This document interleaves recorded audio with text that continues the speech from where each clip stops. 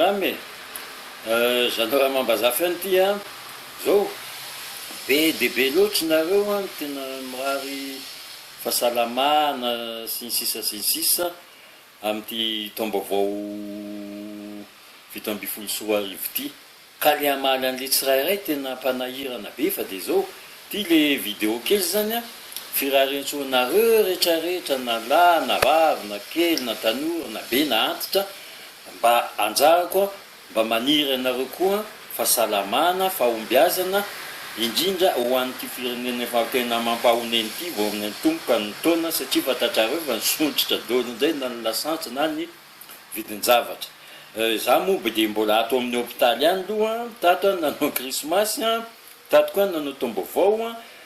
tsy de mampanahy loatra ny taorina nandidina ny tenako fa mila tena tsy maintsy jerena akaiky de akaiky, misy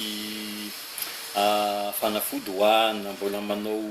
analizy be dia be, fa mino fa ny mitapatapaka amin'ny volana janoary io a, efa mety mody somatsara ny trano a, de eo manomboka manoratra Madakety. Fa de zay a, mamerina frary Antsoa na havana na namana na tapaka izay tsy tonga moa akory atao satria lavitra akaiky any na ty amin'ny klinika,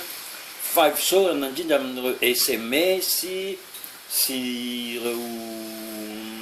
email sy amin'ny Facebook reo. Fa de zay samy io tratra ny 31 décembre 2017 tsika, de andray tsika mahita azy mikasika an'ity rajonary mampiany ity, samy tsara jiaby.